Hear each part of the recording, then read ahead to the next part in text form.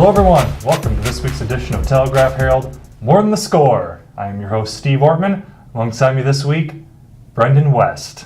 How's it going, Brenden? Pretty good. Staying a little bit dry now after this past week, but you know, everything is a-okay over here in this seat. Yeah, down the Drake relays. Yeah. Honestly, not the most ideal conditions. Are you dry yet? Yes. Well, it was definitely cold, definitely rainy. It was just a rough weekend, but I tell you what, that didn't stop us from getting some really exciting action down there at the Drake Stadium track. So, it was definitely a good week as far as that's concerned. Yeah, you look at area talent down there. One team that comes to mind, Western Dubuque, had a heck of a meet down there. Yes, they did. The Western Dubuque boys, they already had led the area qualifying in 10 different individuals for events, and so they were obviously coming into this track meet expecting some big things, and they got it. Their first 2 Drake relay champions ever, which is a heck of a thing considering that this is not the state meet. This is the best in Iowa, the best preps in Iowa paired up against each other regardless of class, big school, small school, and WD admittedly entered this meet with a little bit of a chip on their shoulder. On Friday, they entered the meet with the 2 top qualifying times in 2 different events, the 4x100 and 4x200, which are 2 of the most competitive events if you follow the sport close enough. On Friday, they won their first ever Drake title in the 4x200, and on Saturday, after posting the best preliminary time the day before, they won the 4x100 title. 2 very impressive things. All 4 runners, G. Bennett, Max Steffen, and Kenny and Brandon Beard, the twins, ran all 4 legs on both events, so it was a huge weekend for them. I caught up with Brandon Beard after the 4x100 win, and he was almost speechless. He puts it into perspective a little bit on what this means for that school. All right, Brandon, 2 days, 2 Drake championships. Take me through it. Take me through that experience in today's race.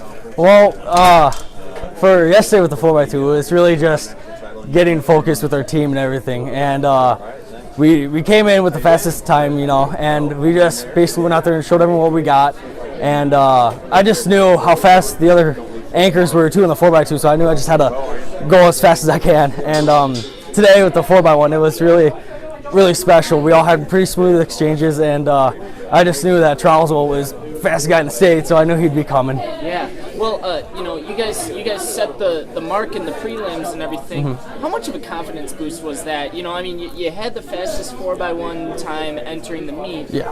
Then you posted again in prelims. That's got to be huge for you guys. Just like knowing that this was possible. It was. We were really surprised with the other team's times. We thought they'd be sub 43, and I don't know what it was. I guess it was the weather that was bugging them, but we've been running this all year, so we just kind of went out and did our own thing. Our exchanges weren't that great in the prelims, but we were good to have a good seed for a 42-6 going into the finals. Mm-hmm. What do you think is the most special part of this? I know that you guys have been running together a long time. You were running with your twin brother. Mm-hmm. Anything else really special, really stick out about this today? Not too much. Just for me personally, just crossing the finish line, knowing that I'm a Drake champion. It's something that you can never take away from me, or it's something that you can't just imagine. You'd have to do it, It really seemed like definitely on the final 2 legs, it seemed like Kenny really picked up a lot of steam, and then you just kind of took it, and you had did you feel like you had a really strong run there at the finish? How did you feel, I guess, on that leg? Oh, with Kenny having the 3rd leg, and I know how fast he can go around that corner, and I trust Kenny with the baton and him gaining ground on other people, so him doing that, I have full faith with him, and I got out, he got the stick, and I just gave it my all. Lastly, there's still plenty of season left here. You got districts and then states, so preview that for me. What's I'm sure you're going to celebrate this one, but after that, what's the focus going to be? Just basically more days at practice, just kind of celebrate when we get back, and just get back to it, get back on what we've been doing. All right, Brandon, congratulations. Thank you. All right, that was Western Dubuque's Brandon Beard. Now, Brenden, you look at what this team accomplished down at Drake against all the schools here in the state. Obviously, expectations, aspirations must be high when it comes state meet time. Well, yeah, I mean, if you win 2 events at Drake, you know, you're going up against every single team in the state. So when they separate that out by 4 classes, I think the WD is obviously going to have high hopes when the state meet rolls around here on May 18th. But here's a few other notes that I saw. Those 2 relay teams weren't the only ones that medaled. Billy Blaser competed in the most historic shot put competition. Historic. Yes, historic. It was the first time that 4 throwers had thrown a shot put for 60 feet or more. Billy didn't win that, but he got 3rd place. But the good news for Billy is he was the top 4A performer, and he outthrew the second best 4A performer in the shot put by quite a little bit, a kid from Cedar Rapids, Kennedy. So Billy Blaser's looking really strong in his event. We've got Alex Kaufman, who competed in the 400 hurdles. He also medaled with a 6th place finish. And the WD boys 4x400 also cracked into the standings with a 5th place finish in that event.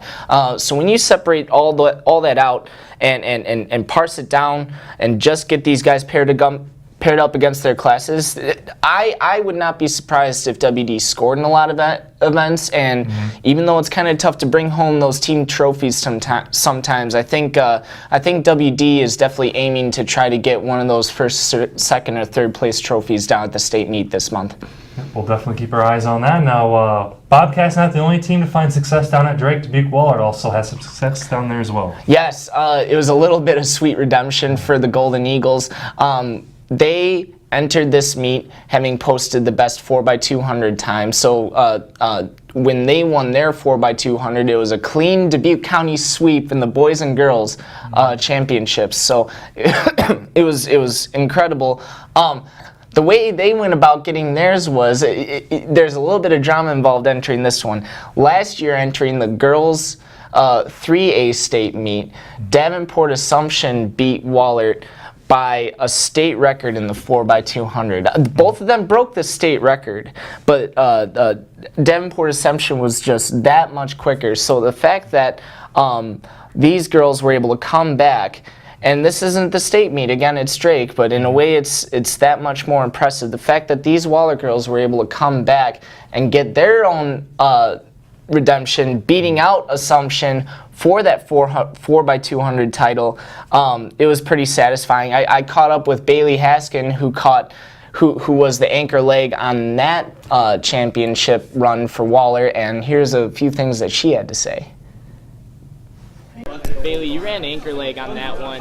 How's it feel to sort of come out of that turn? I know that when you got the baton, you were kind of dead even with everybody. Yeah. But you come into that turn, there's nobody in front of you. It's just you and the finish line. Take me through those final moments of that run there.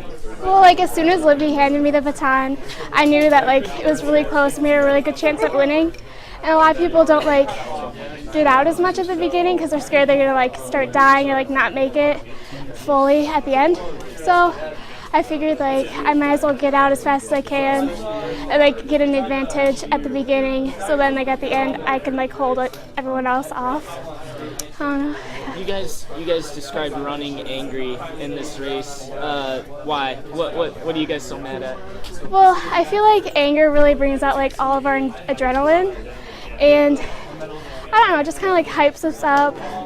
And to see if someone else is in front of you, it just makes you mad, and you want to get them and bury them and kind of make them feel I don't know. These conditions, you guys obviously had to battle it and stay on top. What do you think was the key to that?